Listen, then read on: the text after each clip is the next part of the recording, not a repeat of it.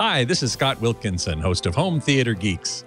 In episode 161, I chat with Michael Fremer about all the cool audio gear we saw and heard at T.H.E. Newport Beach. So stay tuned. Netcasts you love. From people you trust. This is T.H.E. Bandwidth for Home Theater Geeks is provided by CacheFly at CacheFly.com. This is Home Theater Geeks with Scott Wilkinson, recorded June 3rd, 2013. Episode 161, T.H.E. Newport. Hey there, Scott Wilkinson here, the Home Theater Geek and editor of AVS Forum. This week's guest geek is Michael Fremer, the editor of Analog Planet and the person I consider the audiophile's audiophile. Hey, Michael, welcome back to the show. Thank you, Scott. It's great to be with you once again. Once again, you are one of my regular returning guests, and happily so, because it's always great to talk to you, and you always have great opinions about things. And this week, we're going to be talking about the show, T.H.E., the Home Entertainment Show, which was held last weekend at the Hilton and Atrium hotels right across the street from the Orange County John Wayne Airport. Now, they say that this was a Newport Beach, but as you were pointing out before the show started, it's really in Irvine. But Newport sounds better. Of course it sounds better, but it has nothing to do with Newport, and you have to take a long taxi cab ride to get to Newport, where I went Thursday night after I landed to go have dinner, but there are no really good restaurants on that pier. So don't ever go to the pier for fine dining, because there is nothing there. Good advice. Thank you so very much. You're welcome. Those who are logged into the live stream at live.twit.tv or logged into the chat room at irc.twit.tv can post questions for Michael as we go, and I'll pass along as many as I can. So, Michael, before we get to the show itself, I wanted to ask you, why is it that audiophile shows like the show that we just went to, and I was there Saturday afternoon, why are they so popular? Why are there so many of them? There's Rocky Mountain Audio Fest, there's Axpona, which happens several times a year, New York Audio Show, Munich high-end show in Germany. Yeah. I was there too. I was at the Munich show. You were there as well? Yeah, that's a good show. That was the real hi-fi show. And then, of course, there's the one in Paris, and there's one in Hong Kong, and there's one in Montreal, and there's one in Chicago, and there are so many. And there's one in Russia. I mean, they're all over the world. I've been to them. Why is this? Is there really that large an audiophile community to support all these shows? Yes, it's much bigger than the perception of it is. And the only way to really understand that is to go to the Munich show. The Munich show is held in a convention center. It's almost like the Javits Center in New York, where they have the car show. It's a big, big building, and it's filled with tens of thousands of people. And it's where most of the industry does its business for the fall selling season, not at CES. Because the CES is Consumer Electronics Show is right after the Christmas buying season. It's kind of an inopportune time. And so most of the business in our industry is done at Munich in May. And that is an enormous show, tens of thousands of people. And if you go to my website, analogplanet.com, you can actually you can watch. I have a GoPro camera here that I walked around the show and I put on my head, and I made the sacrifice of walking around like a proctologist because I wanted people to get a Mikey eye view of what it was like to walk around the show. And well, that's fascinating. Is it up now? Yeah. And I also used some of it at Newport. Unfortunately, I had it accidentally set for still photo because I did the ribbon cutting ceremony. At T.H.E.? Yeah, and I wanted people to see what it was like to be me cutting the ribbon with all with John Atkinson and Robert Hawley from that other magazine, and see all the people looking at us like we were Jennifer Aniston and Brad Pitt taking pictures of us like we were actually almost important. And I only got one. In fact, here we go. We've got on the live stream now for those of you who are watching. Oh yeah, that's me. Is some of your GoPro head-mounted video footage? Is this from T.H.E.? Yeah, that was me. I went record shopping and I saw. And what's cool is I went in when I put this on YouTube. and I annotated it. So you'll see in a second. That's my friend Jacob, who actually had the bad taste to actually stick his finger in. You never do that. You don't stick your finger in front of what someone else is doing in the. See, now I put up there. See that up there? Yep. I have a comment. It says LP something. It was about this particular series of LPs, and I just said I have those Frank Sinatras. They're really good. So I went through it after I edited it and put it up there, and annotated it. I took a tour of the. I was in Amsterdam after Munich, and I took a tour of the record industry pressing plant in Amsterdam, and I put a bunch of that up on my site, and with the GoPro camera, and it's really cool because it's not just pictures, but it's an actual firsthand view. You know what I mean? So it was good. So that's what I've been doing, trying to be hip, and I'm not skateboarding. I don't skateboard underwater. It's just. I guess we could call this extreme sports, extreme audiophile sports. That's right. But I did go jogging in London. I was in London also on a secret mission, and I jogged around Kensington Park, and I put that video up. And the first picture I put up when I got to the show, my first show report picture was of the empty gymnasium at the hotel at the Hilton. I love going to hi-fi shows because the gymnasium is always the fitness totally center empty. There's no one there. There's no one there. It's just the most out of shape industry next to the insurance or the medical industry. It's it's sad. So how is it? I mean, I do understand that you walk around the show and you see a lot of out of shape, overweight people. It's your question yet, right?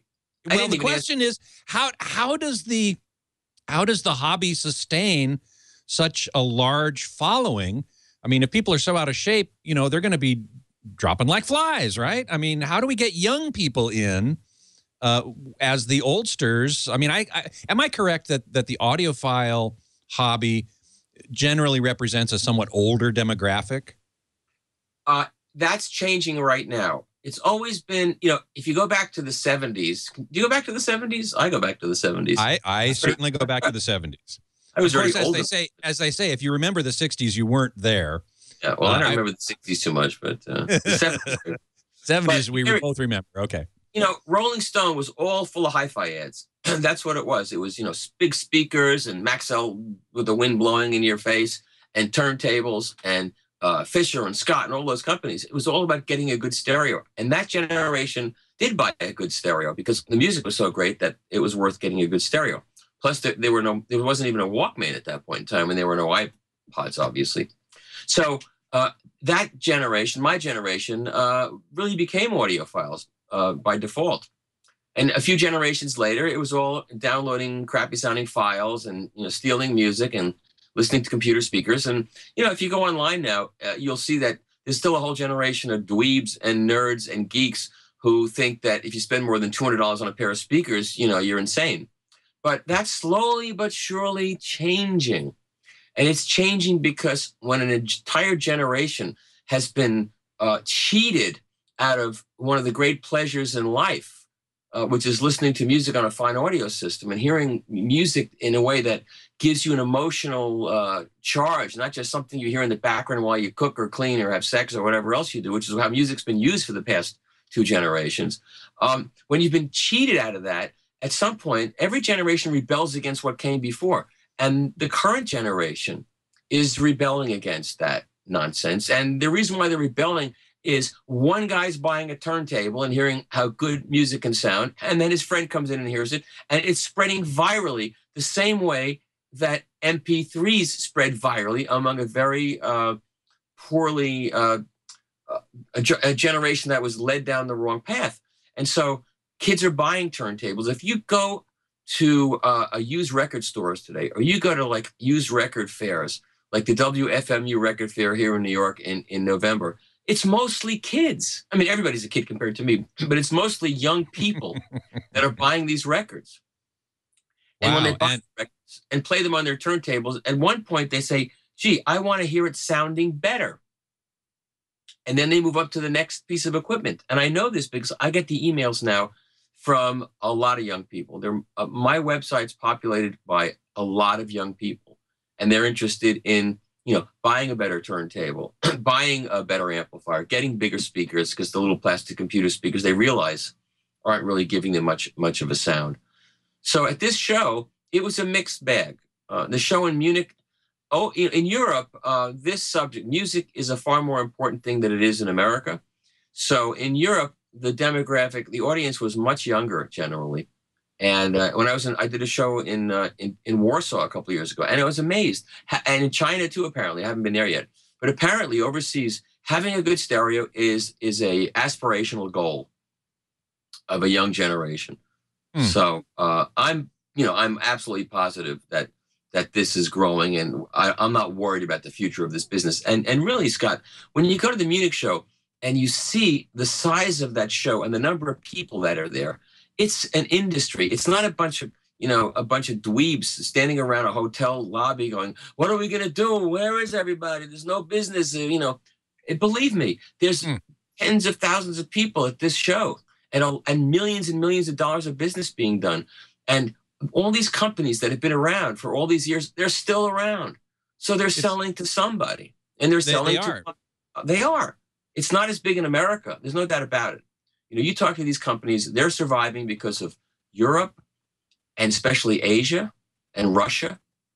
And it's because in those countries, music is valued. If you go to Poland, you land at the Frederick Chopin Airport. Yes. Ask most American who's chopping, they won't even know who he is. So I'm sorry to say that there's a lot of people of certain political persuasions who believe in American exceptionalism, and I agree with them. America is exceptional. It's exceptionally backward and stupid in many ways. Let's careful now. Let's not get into politics. I'm careful. It's a fact. Thank God there are some kids holding the flame up, and that love music, and they listen to classical music, and they listen to jazz, and they listen to all kinds of music that's important to their lives. We have to get more and more people in that, so that we become as exceptional as they are in China and in Germany and Poland and all over Europe, where music is an important thing. And life does not consist of going, you know what I mean? Yeah. Okay. I'm not saying there's anything wrong with. Or hey, I got typing guitar with your thumbs. No, you're not. It's fine. Video games are fine. My nephew's the CEO of Activision, so I have nothing bad to say about video games. It's make good living. Yeah, exactly. But no, it's fine. But listening to music on a fine audio system is one of life's great pleasures. And I'm happy to say that at this show at Newport, there were many, many young people there that I ran into, and that go to my website and read what I have to say and love music and have good stereos. So the future is very bright for our business.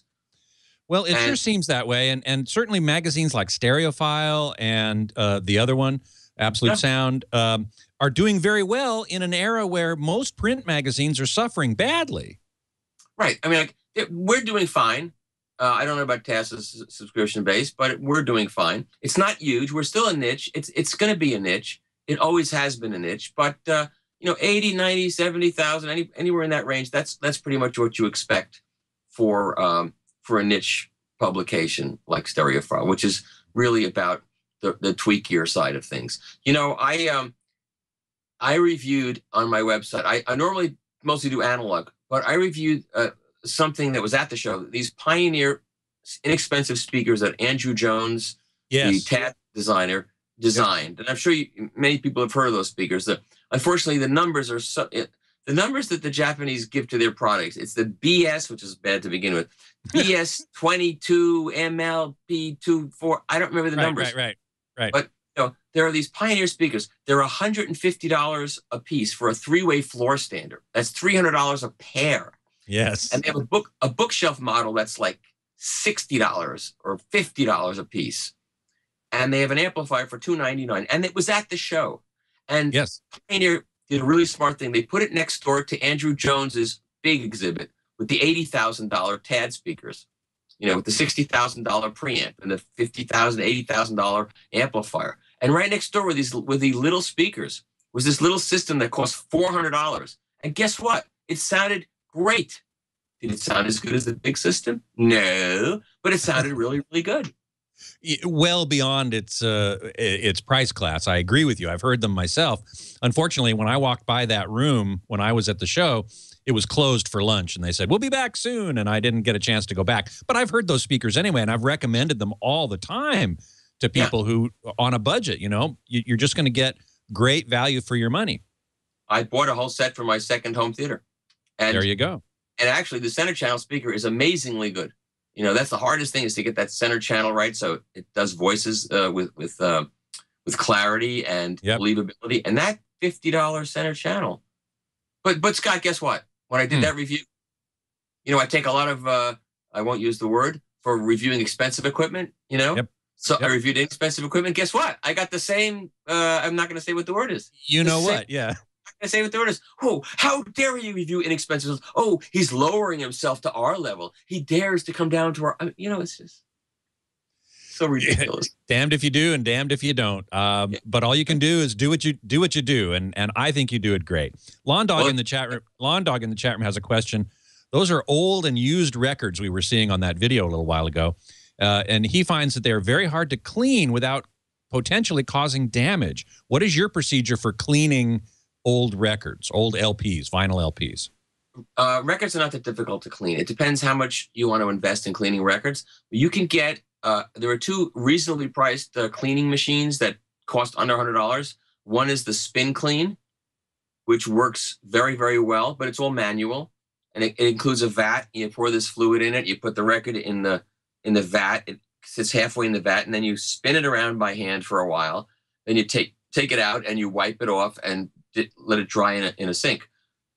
It does a very good job. And then there's the Gem Dandy, I think it is, which is Merrill's piece that I reviewed a couple of years ago, that hooks up to a garden hose, and you hook the record up to it, and you spray the record and spin it around and then let it dry. Very similar kind of thing, but it's a little messier. And those will work fine. You could spend from that up until $5,000 for a record cleaning machine. Huh. I remember when in the old days, I had the Disc Master, that sort of wooden thing with a velvet disc washer. Yeah. Is that still available? Did that work at all, or was I being foolish? It's better than nothing, but it really doesn't work all that well. Mostly what it does is squash the dirt back into the record. And if you're watching, Mr. Dishwasher, I'm sorry, but that's about how it. But it's you know what it's good for? It's good for after you've cleaned a record, just to get the last bit of dust off. That's what it has a use for. Although I prefer a dry carbon brush for that purpose. Okay. But used record buying is some of the most fun. I'm addicted to that. Just going to find used records, going to garage sales. I should stop, but I can't stop. You know, because you always find, if you watch that video that you were showing, you always find stuff that you've never, like there was a game, a horse racing game with a record attached to it. I opened the thing. I've never seen that in my life, and I've seen a lot of records, and there it was. I mean, all kinds of cool stuff was in that pile. And that's one of the things. Actually, that's one of the things about T.H.E. and the show and all these other shows, is that there are almost always vendors of LPs and also CDs, probably, and SACDs. What are those? CDs? Is that certificates of deposit? I mean, MA recordings, reference recordings. There are some companies that still produce CDs, aren't there? Yes, and those companies have now gotten into vinyl. Of course, I'm just pulling your legs, Scott, all the way. Just joshing me. Yeah, I know. Yeah, but from 3,000 miles away, I know. There were fewer record vendors this year than last year. Really? In fact, if you want to talk about the overall gestalt of this show, Bob Levy will kill me, who was the head of the LA Orange County Audiophile Society. I felt, for some reason, this year's show was a little bit off from last year's show. Was very exciting. This year's show was a bit off. I don't think the attendance was quite as robust. And I don't know. It didn't. You know, shows are funny. It's kind of like if you go to a Broadway show and the people that act out the show, they put the show on every night. And some shows have a magical quality, and some shows just fall flat. You know. Mm-hmm. It's not because they're not great actors, and it's not because they didn't put on a good show.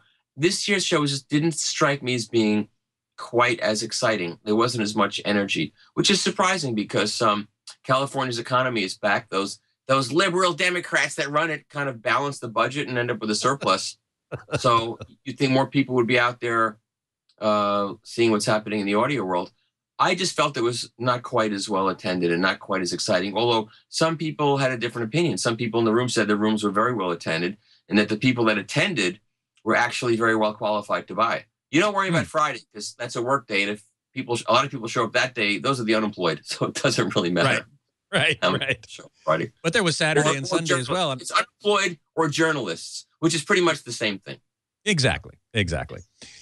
Sure in the chat room is asking about your stylus cleaning issues. This doesn't have to do with the show, but I'll pass it along anyway. Yes. What stylus cleaning issues have you had, and what are you doing about them? Scott, I believe in complete transparency, and if I screw up, I am perfectly happy to share that with people because I don't try to put myself as being some, what a phrase I hate, golden ear. He's a golden ear. I am not a golden ear. Nobody is a golden ear, and I just wish people would stop using that expression. It's a lot of bunk.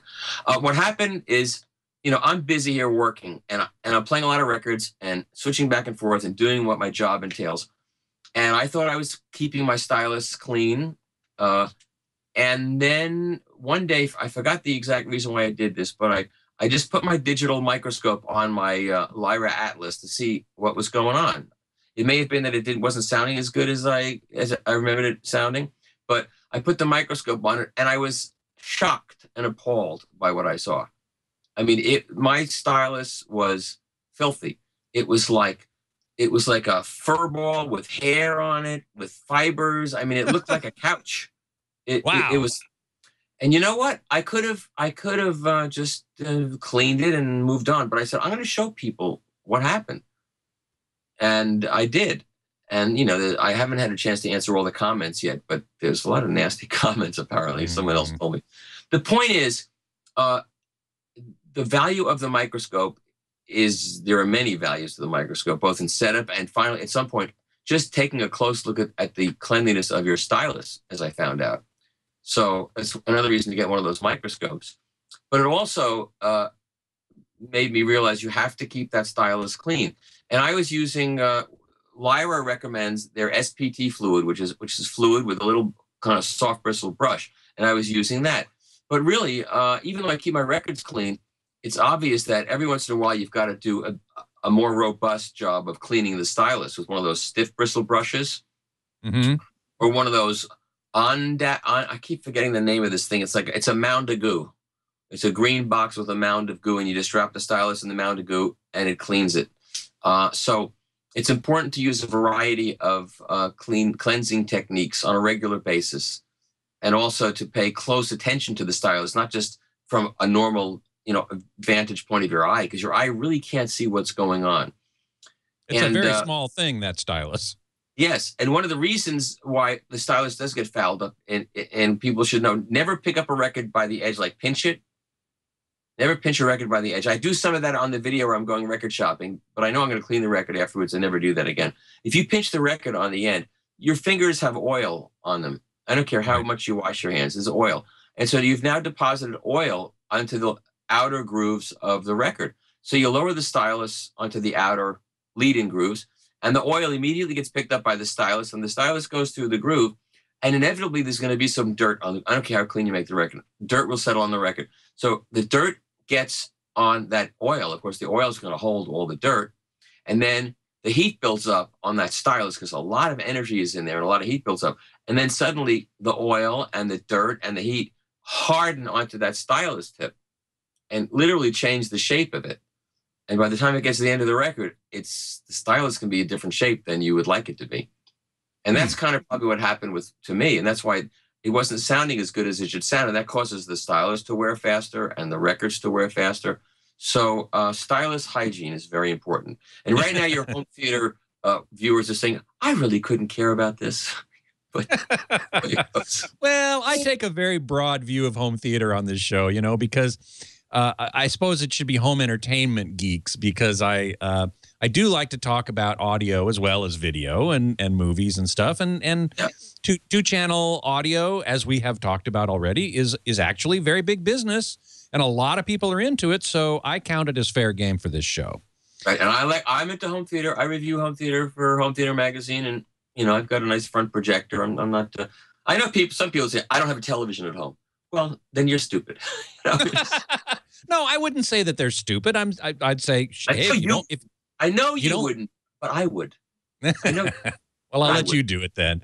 You know, And- if people don't like television, fine, don't have a television. But you know, the importance of media, of music and or video in our lives, I think is very important in terms of escape and entertainment and everything like that. So your points about, you know, listening to music on a high quality playback system are very well taken. I think I've heard a lot of people talk about, and I've talked to them about how the younger generation, as we were talking about earlier, you know, may not even have been exposed to good quality audio. They're listening to iPods with 128 kilobit MP3s and these cheesy earbuds, and they don't know any different. So the the question really is, how do we educate them to understand the value of listening to music on a higher quality system? Scott, do you have kids? You ever tried to educate your child about anything and have them listen to you? I mean, I don't have any kids, but I'm asking you. Well, I don't have any kids either, so I can't answer that question. I can just tell you, you know, from my friends' experience, because they tell me, they fill me in on this. Kids have to discover things on their own. You know, you can't, like I know a lot of people have very good stereos and they try to get their kid involved in it, and they bring the kid in, and the kid that wants nothing to do with it. But at one point, all of a sudden, you know, they'll come in and say, Dad, can I hear a record? And you know why? Because their friends have informed them. It only works peer to peer. And that's why for a generation, there was only regress, no progress in this subject.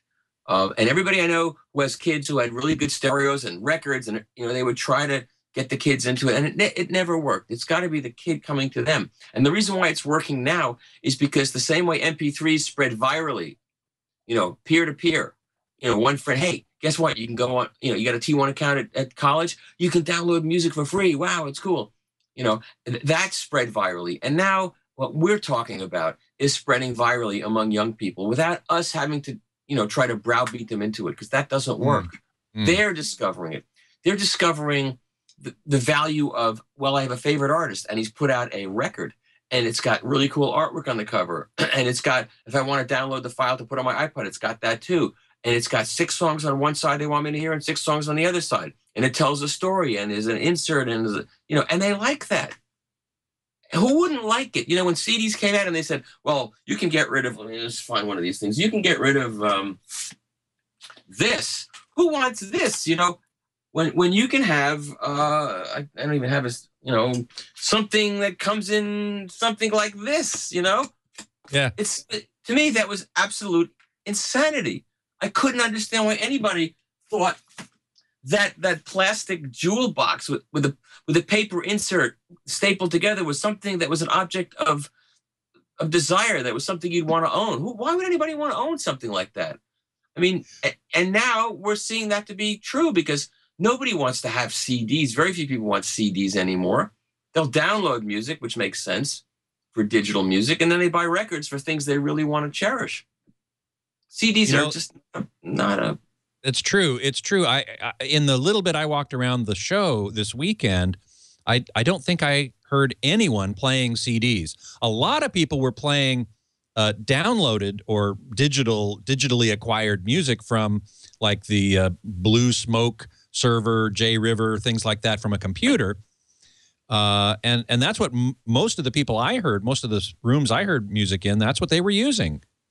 The irony is you can transport CDs a lot more easily than you can records. I mean, you can stick 100 CDs in one of those little, you know, fold-up cases, which is what people used to do before it was easy, you know, to download and play files where we can now.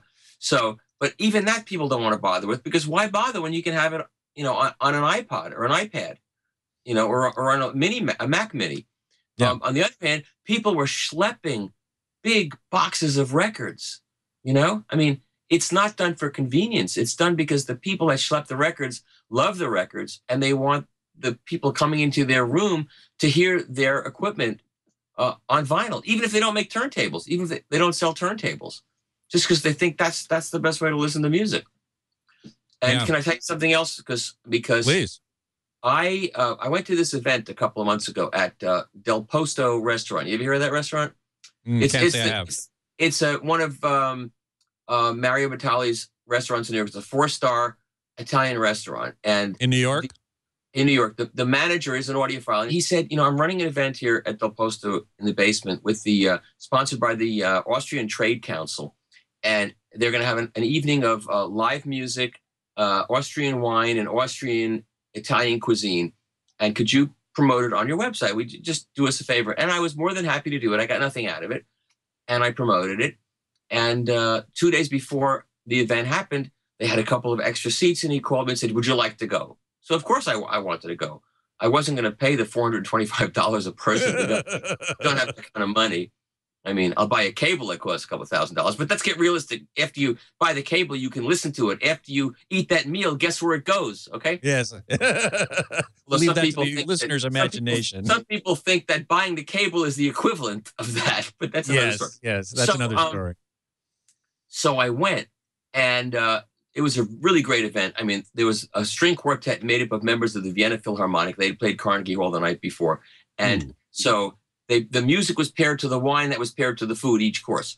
And they had an empty seat at each table. And so after the string quartet performed, a member of the string quartet would sit down at your table and talk to you about music, which I thought was really cool. So the guy that was doing the hosting, the announcing, was an Australian guy, because the other guys were, Viennese, and they didn't speak good English. So the Australian guy was doing the announcing, and he sat down and he said, "So, mate, what brings you here? What brings you? I'm just curious, what brings you here?" And I said, "Actually, I was invited by the manager of the restaurant. I write about hi-fi equipment for." He said, "Oh, I've got to get a hi-fi."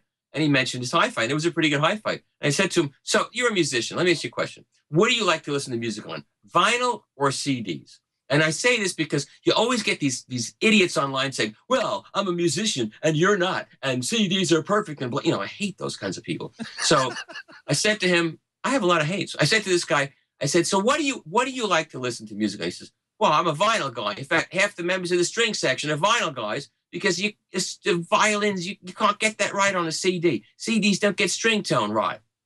I was so happy to hear that. Well, that's a whole nother area of discussion. Yes, he wasn't saying that to be nice to me, I guarantee you. Yeah. Well, I mean, musicians as audiophiles. I myself am a professional musician, performing musician, and I go to a lot of live concerts.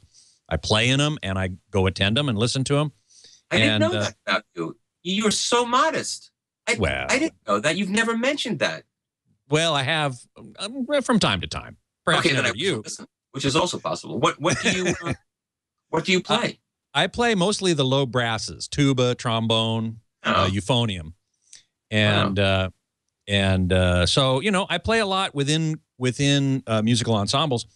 And I have found for myself, and I'm only talking about myself here, that no matter how much no matter what music system I listen to, be it the hundreds of dollars Andrew Jones, or the many thousands, tens of thousands, hundreds of thousands of dollars of T.H.E. or whatever, obviously I can hear the difference, and I've been in plenty of recording studios and hear the difference. Right.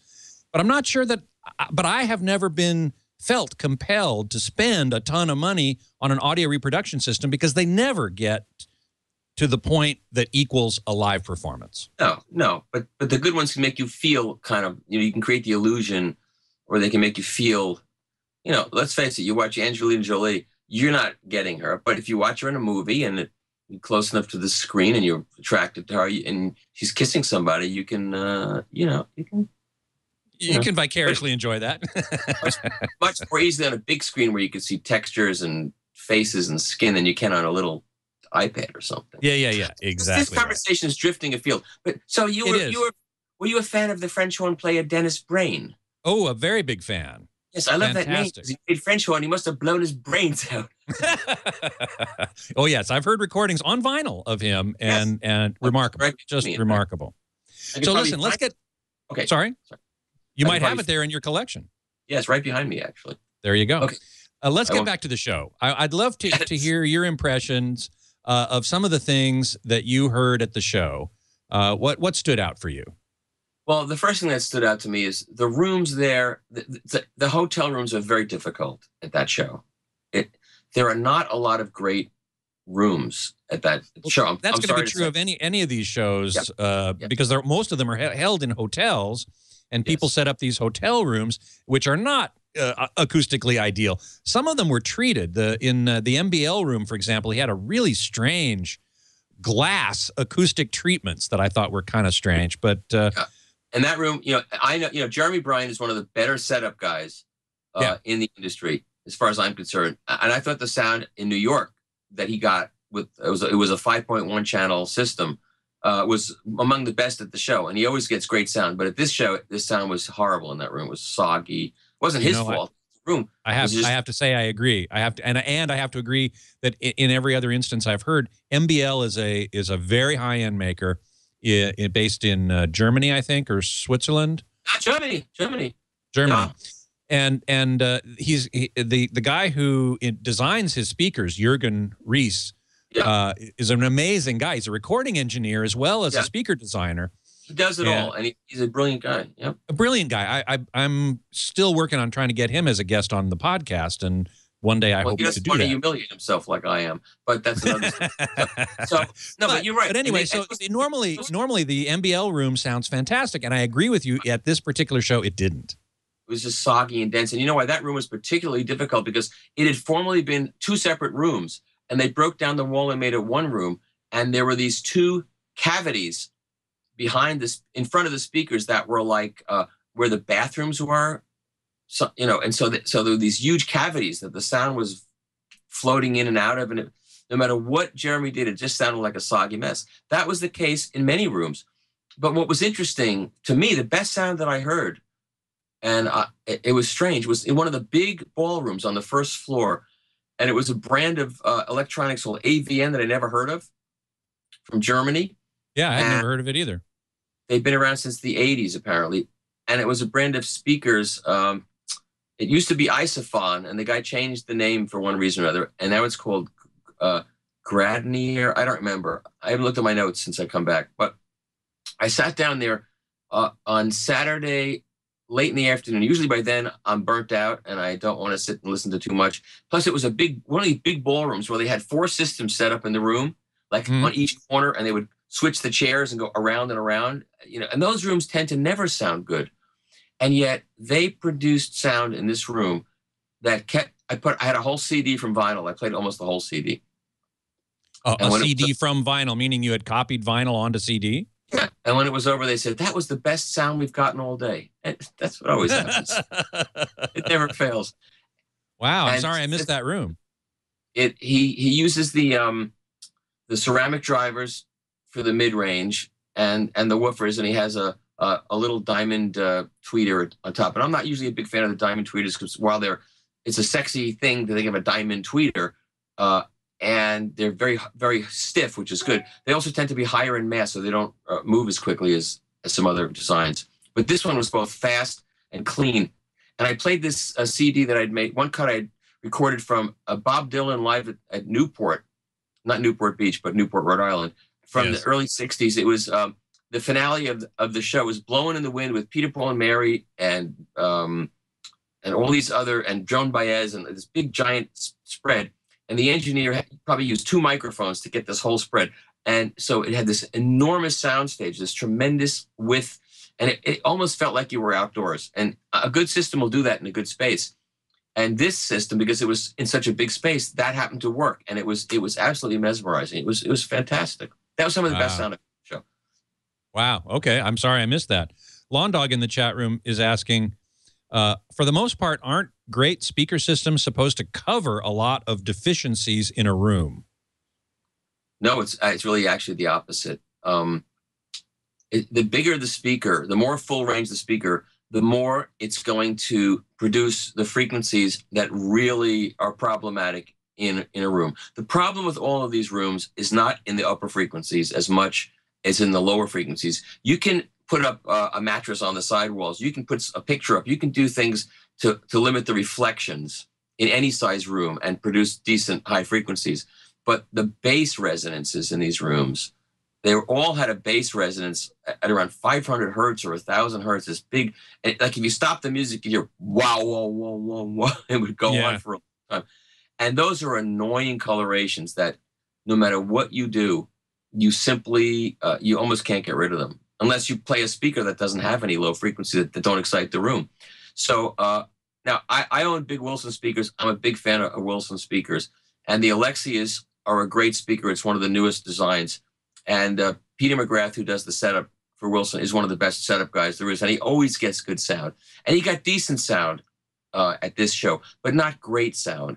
And that's because there was a resonance in that room that he could not control. So when he was playing material that had a lot of low frequencies, it just tended to catch that resonance, and it just vibrated throughout the whole performance.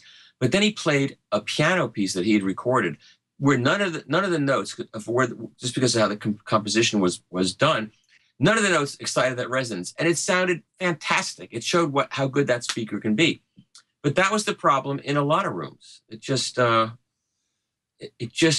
excited resonances. YG has great speakers, and it was YG speakers and tenor electronics, and that room usually sounds great. But in this year, it just had this hard kind of quality that I sat through an entire CD from vinyl because it at very high decibel levels, but because it sounded good despite the problem, I could listen past it. But the big problem with these shows is if you walk into a room and the sound is bad and the guy goes, "Look, I got a bad room, I'm sorry, and you'll have to listen through this resonance," that's fine. But when you go into the room and they go, "Oh, I'm getting great sound now," and it's not great sound, then they destroy their credibility with anybody who knows what they're doing. Right. But what about acoustic treatments though? I mean, bass traps and I know these are hotel rooms; they can't permanently install stuff, but they should be able to put up corner traps and other things that could improve the situation, couldn't they? Bass traps are only so effective at certain frequencies, and at the upper bass frequencies, it's very difficult to control those resonances. There are some guys that know how to get the speaker out of the room by putting them in a certain place and making you sit very close to the speaker. But that's kind of impractical at a show when there's a lot of people coming in and out of the room. It just doesn't work. But you had asked at the beginning, and I never answered why these shows are popular. Yeah. And one of the reasons is that, unfortunately, the dealer base has been shrinking. The tremendously. Yeah, and part of that's the internet, but of course that means you're buying stuff without being able to hear it first. So here's an opportunity to go to one venue, one space, and hear dozens and dozens, if not hundreds, of pieces of audio gear in hotel rooms. And even though the rooms have problems, you can still get an idea of what might appeal to you in a better sounding room. It's a tremendous opportunity in 1 or 2 days to have a concentrated field of great audio gear from the best manufacturers. Well, that's really an excellent point. Yeah, that the specialty dealer, the audiophile dealer, is fast disappearing, becoming an extinct breed in favor of a few big box stores, but more to the point, the internet. But you're right entirely. You can't audition it before you try it. And even though I recommend to people go read reviews from reputable reviewers such as yourself, and that will give you some good idea, the best way to choose what you like, because it's so subjective, is to hear it for yourself. And your point is extremely well taken, and I don't know why I hadn't thought of it before. These shows provide an excellent opportunity to go do exactly that. Ironically, in Munich at this big convention center, the first year they used to have it in a hotel in Frankfurt, and they moved it to this big convention center. And I said, boy, this is going to make it terrible. It's going to be a big convention center. How are they going to possibly, get sound? That's a great question. I was going to ask you that same question. This convention center has a combination of big floor space, a couple of big giant rooms that people do static displays, and upstairs they have rooms, decent sized rooms that actually have very, very good sound, better than most of the hotel rooms. So you can do everything at the Munich show. You could hear great sound and hear big systems sounding really, really good, and you can see all the stuff on the floor. So they did a good job there in finding a venue that works for everything. Go ahead. Sorry. So this show, there was some good sound. I thought, the TAD room sounded good.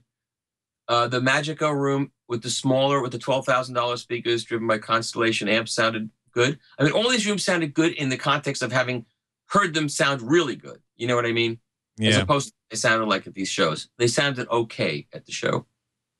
But you could get an idea of whether something appealed to you. Because exactly. The character of the speakers or the amplifiers would come out. Subaru in the chat room is asking a question that isn't related to the show, but you're the man to answer it if anybody can. And that is, can you... Sorry, you're married. No. Can you recommend a $500 turntable? Yeah, that's pretty easy, actually. I would say for $400, the Project Carbon, Debut Carbon, is the easiest table to recommend at this point. What's happened with the turntables is they become so popular. Project is selling so many turntables. I have the number, but I can't reveal it because I promised to keep it private. I'm in the middle of a project trying to get to the truth of how many turntables are sold and how many records are being sold, because the numbers being reported are so ridiculously underreported. It's ridiculous. Really? Why is that, do you suppose? Because the people doing the reporting don't bother to get into the nooks and crannies of what's really happening. The RIAA and some of these other companies, they don't know what's going on. And they're reporting, SoundScan, Nielsen SoundScan reports on record sales. They don't know what's going on, because I know what's happening at the pressing plants. The pressing plants aren't pressing records for their health. They're pressing records to sell. And the number of records being pressed is enormous compared to the number of records being reported sold. So I'm in this project now with a couple of people that I can't mention, and I'm trying to get manufacturers to divulge to me how many turntables they're selling. I promise I'm not going to divulge the individual numbers to anybody, but when I get them all together in a solid number, I'm going to say, here's how many turntables have been reported to me in the aggregate as having been sold last year. And I think saw just a moment. Well, I'll be very interested to hear those numbers. We saw a moment ago. Engineer John here showed us a picture of the Project turntable. Yeah, that you were mentioning. Is that the Carbon or is that the Debut 3? I can't see from the picture. I can't either. That might be a Debut 3, which is the previous generation. So the point I was trying to make is that turntable sales have grown so much that a company like Project can afford to invest money and make the turntable better than ever and keep the price the same. So the Carbon is such an improved turntable over previous iterations of what they could sell for $399 that it's easy to recommend it. And this one is how much again? That's it.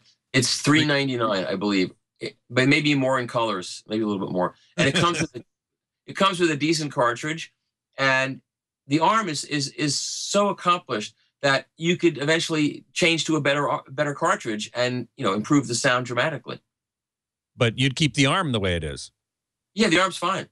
Yeah, incredible. That table is sold as a unit. It's the table and the arm ready to go. I see. You can upgrade the platter, and the platter upgrade can make a significant improvement. But it's a great table. So okay, that answers the question. Thanks. Getting back to the show.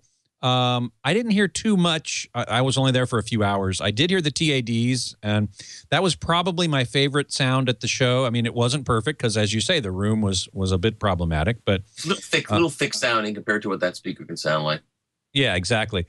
But that speaker is $80,000 a pair. It's the R1 reference speakers, right. And it was being driven by $130,000 worth of electronics. Yeah. Now, and they don't make that stuff because no one's buying it. People are buying it, believe it or not. They must. They must. They are. Probably the most expensive thing I heard, which undoubtedly wasn't the most expensive thing at the show, was in the Perfect 8 BA Labo room. Perfect 8 is a Swedish company, I think. Glass speaker. A speaker made out of glass. Yes. Those speakers always sound great. And they sounded less than great in that room compared to how they've sounded at other shows too. Those things are fantastic sounding, I think. Yeah, and these were $115,000 a pair, and they aren't even the top of the line. Right. They were their mid-range speakers. They're so transparent. Looking, they're just literally looking. Being driven by almost $200,000 worth of electronics, including fire hose-sized power cables, which I found kind of interesting. Oh, speaking of cables, can I tell you one thing? Oh yeah, please. At the show, the Vandersteen room did you see the AJ Conti brought his work of art, $150,000 turntable to the show for the first time? No, I didn't. Yeah. Was that in the Vandersteen room? Yeah, Vandersteen work of art, audio research. And the Vandersteen speaker sounded good in that room because that room always sounds good. But then Saturday night, I got invited with a bunch of other people to Audio Quest, the cable company, right, which is located literally 5 minutes away from the hotel. Right. And they had a pair of Vandersteens set up there that sounded much better than the show because their room was much better, you know. And Vandersteen himself was there and said, "Yeah, I wish that this room was where I could be just, you know, showing my speakers to the public." But then they gave us a demonstration of Ethernet cables. Ethernet cables. Yes. Oh, come on. Okay. That can't possibly make any difference to the sound quality. Yes, it does. So here's what they did. First, they streamed the music wirelessly, okay, from an Airport Express. All right. And that sounded just terrible. I mean, it was awful. Streaming from some online source. It was from an Apple. I guess it was AirPlay, or I don't know what it was, but it was from an Airport Express and a server. You know, okay, it was a server. Yeah. And then they plugged in a Ethernet cable from Costco or something, you know, like a regular old $5 Ethernet cable. Of course, it sounded way better. I mean, I can tell you that streaming music at this point in time is not ready for any serious listening sessions. The bass was an amorphous blob, you know, streamed wirelessly. And once it went through the cable, it took on a solidity and a clarity and a rhythmic, you know, sense of purpose that was just no comparison. And the vocals, it lost the sibilant edge and a watery kind of quality. Then they switched it out to their next step up Ethernet cable. And it was definitely better. And I know they're saying, well, this is psychoacoustics. And, you know, if I changed the faceplate on your preamp, you'd say from gold to silver, you'd say the sound got more silvery. Okay, I understand all that. I've been through this for 25 years. I understand that can happen. I understand that, you know, I can tell you to change the EQ a little bit and you could reach over to the equalization switch and not change it at all, but make believe you're turning the knob and I'll go, oh, that's better. I know that can happen. I understand. It's called expectation bias. Yeah, there's all kinds of biases. But, you know, the bottom line is we survived because we heard the twig breaking behind us, not because we imagined we heard it. Right. You know, so there's a combination of our superior abilities and the fact that the brain can't be fooled. I'm aware of that. But it definitely was better. And then they switched to their even more expensive Ethernet cable that had these insane connectors from Germany, these beautiful chrome-plated, you know, when you look at them, they really were beautiful. Whether they made a difference or not, they were beautiful. And I can't say I heard a difference there. I would say I could reliably detect, but no doubt from the Costco cable to their first tier. And, you know, they're making this cable not because it's important now, but once everything is going to be streamed over Ethernet cable within a home, once audio and video ends up being streamed that way, which, you know, for serious listening, which it will be, you'll want to future-proof your house if you care about sound quality by having this kind of cable in there. That's their supposition anyway. Right. Okay, where was I going to go? Oh, the other thing I wanted to ask you about, did you hear the Emerald Physics speakers? I don't recall that. Where were they? They were on the 4th floor, I think. Emerald Physics is very interesting because they are open baffle speakers. They basically put their drivers in a flat piece of something, wood or carbon fiber, I don't know what, but they're not enclosed in any enclosure. There's no box. They're open to the back as much as to the front. Yeah, I've heard some other speakers like that, some other brands. Yeah, called infinite baffle or open baffle. Right. Designs. I have always thought they sounded quite good. I've heard them in people's homes actually, and was quite impressed. And I was pretty impressed here too. Those were only $6,000 a pair, which, you know, is a lot to a lot of people, but compared to these $80,000, $100,000 a pair speakers, quite a bargain. And I thought they sounded pretty good. So if you didn't hear them, no one could hear everything, I think, at this show. It is impossible. I'm trying to find pictures of things that I saw that'll help me to remember, because I can't remember. There's a brand of, I heard the Jansen speakers. Remember Jansen electrostatic speakers? If you're old enough for a certain age. Yep. So Jansen was the inventor of electrostatic speakers, actually. Oh. And son is gotten back into the business and is marketing a speaker that uses the Jansen from 500 hertz up, and then it's got a pair of woofers to go the rest of the way down, and they're about 7,000 per. Those sounded pretty good to me, and I'm happy to see him carrying on his father's work. Yeah. And then there was a speaker called Prana Fidelity, and this is a small company. I've always, we can't review them in Stereophile because they don't have he doesn't have 5 dealers, and I guess he sells them directly. But is that a Stereophile criterion? You have to have at least 5 dealers in order to. They want 5 dealers. They want, they really don't. They want to be able to review. They want to be able to review things that people can actually go find and buy.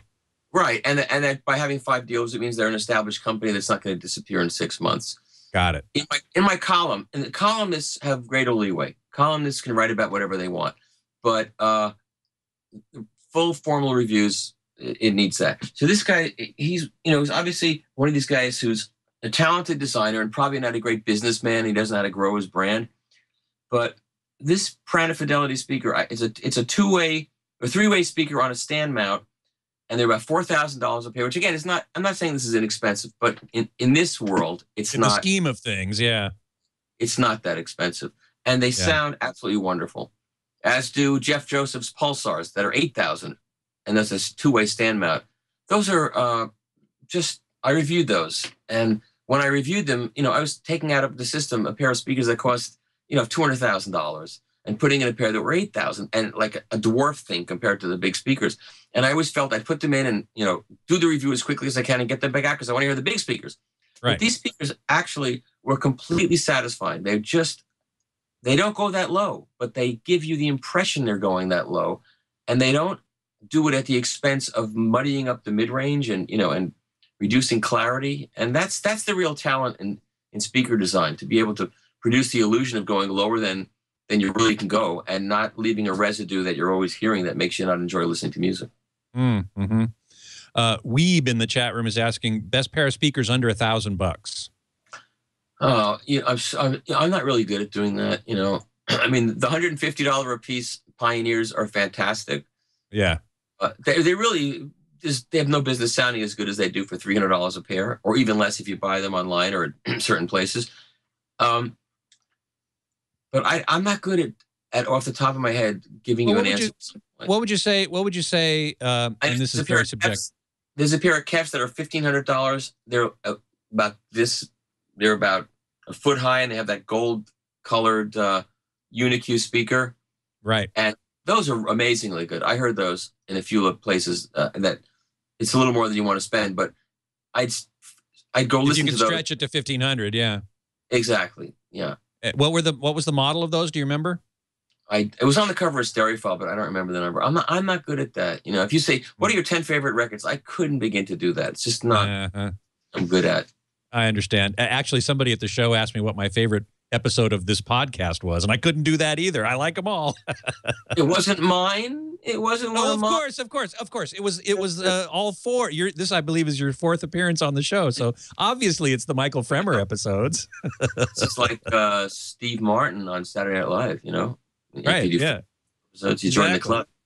Let's start a club. Let's start a club. Yes. Well, what would you say was the? I mean, I guess you'd probably say the Andrew Jones would be the best sound, but best budget sound. Yeah, that's a stupidly good system for about $600. I mean, it really is, and it's got a good moving magnet phono preamp built into it. So I reviewed that on my website with a VPI Traveler turntable that costs more than the whole system. But if you could take that with a Project Carbon and a moderately priced CD player and be done for a long time, if you're, strapped for cash. Yeah. And music's important to you. Somebody, a Midnight Rider in the chat room is asking, not about the show, but something that will probably take another whole episode. I'll just mention it to you now so you can think about it, although I'm sure you've got a lot to say, more than we have time for right now.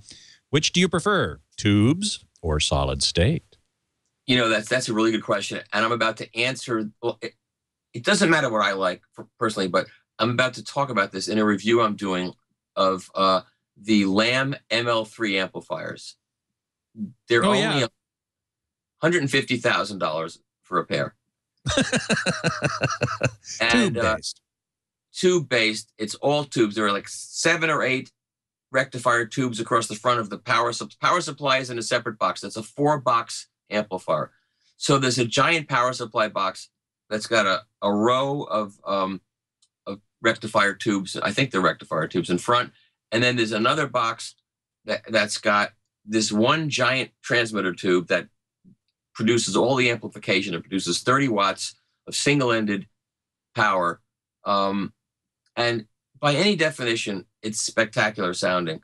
And it's among the best amplifiers I've ever heard. I'm not supposed to talk about what I'm going to say in a review, but just briefly. I'll use the fact that I got off a plane a few hours ago and I'm tired. Anyway, it's got this sense of continuousness. It's got all of the qualities that tubes have that people say solid state doesn't have, that they prefer. It also has great extension on bottom. It has decent bass, and it's got good extension on top. Very open, high frequencies. And yet, but with only 30 watts, you'd need pretty high efficiency speakers, would you not? Yeah. Well, the Wilson XLFs are very efficient, and I can blow my ears out in my room with this 30 watts, no problem. Right. But for listening to music, strings, you just can't beat these amps for listening to violins and strings and acoustic music. But if you want to rock out, that's not the amp you'd want to choose. You'd want a solid state amp. And the solid state amp has some other qualities that I prefer and certain qualities that I don't prefer. So I don't prefer either.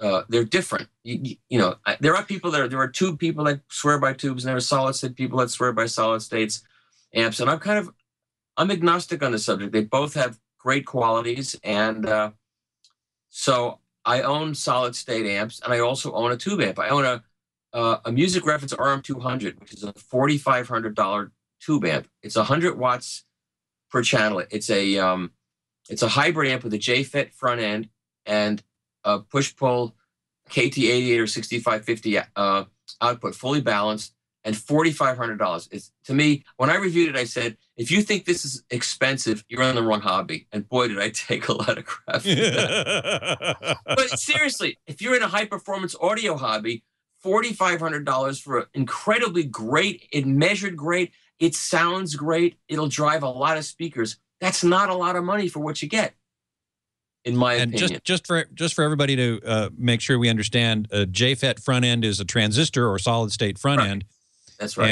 And a tube-based back end, which makes sense because in tube amps, it's the tubes themselves that are actually doing the amplification. Right. That's right.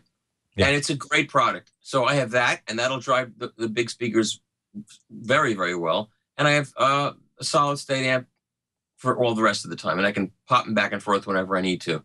Yeah, so, cool. Which is better? I can't, they're both great. Which do I prefer? Who cares what I like? The people who care what I like really should think twice. What I like doesn't matter. What you like is what matters. As we were saying before. I don't try to frame a review. It's like when you go to a restaurant and you say, "What? Tell me about the specials." They go, "Well, I personally like the." Hey, I don't care what you like. Guess what? You're the waiter. That's the latest thing. That's what they do in restaurants now. It didn't happen 10 years ago. Now it's like, well, I think the is particular. I like the. Well, good for you. Well, you go eat it. I don't want to not care what you like. I care what I like. I hope when I write a review, when you finish reading it, you'll decide whether maybe you'd like it. And maybe I'll put at the end of the review, well, for me, it's not what I like, but I may not do that. It's just, it doesn't matter what I like. Right. Okay. Last couple minutes of the show, we saw video in a couple of rooms. Did you pay any attention to that at all? I went in to see the Wolf big projector, the big 4K projection system. Well, it's a rebranded JVC with pseudo 4K, what they call E-shift. Don't say that. You're not supposed to say Hey, I'm supposed to bring the truth to the people here, man. So it's not a 4K projector? It's not a true 4K projector. It won't accept a 4K signal. It will convert 1080p to pseudo 2160p by shifting the pixels around. You know, it's a good first step and everything. So what is the Sony's got a true 4K though, right?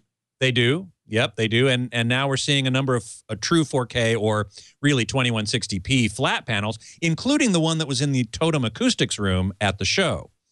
They had the 84-inch LG, right. Which they weren't, you know, showing true 4K because there isn't any, essentially.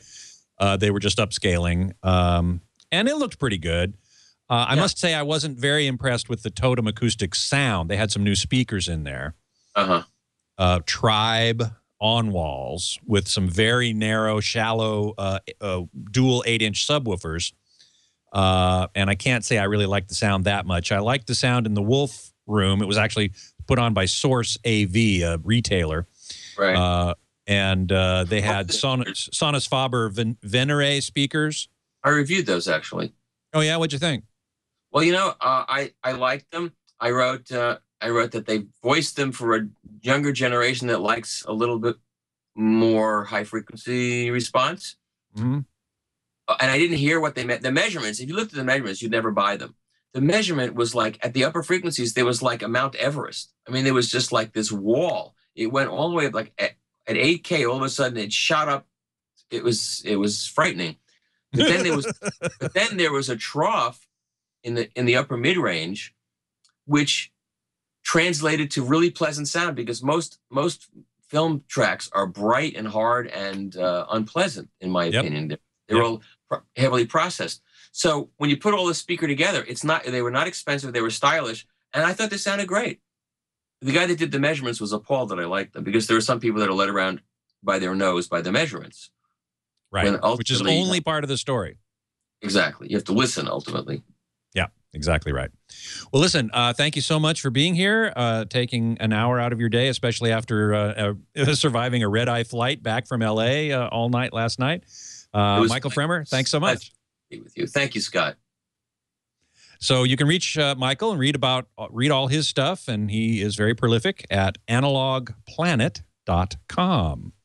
You can find me, of course, at avsforum.com. You can email me at scott@twit.tv, and you can follow me on Twitter at htgeekscott. You can also find previous episodes of Home Theater Geeks right here on the Twit network, twit.tv/htg, and on our YouTube channel, which is youtube.com/twithometheatergeeks. Next week, my guest geek is scheduled to be Jude Mansilla, the editor of headfi.org, and we're going to be talking about earbuds and other things related to headphones, which should be absolutely fascinating. And I do hope you will join me. Until then, geek out.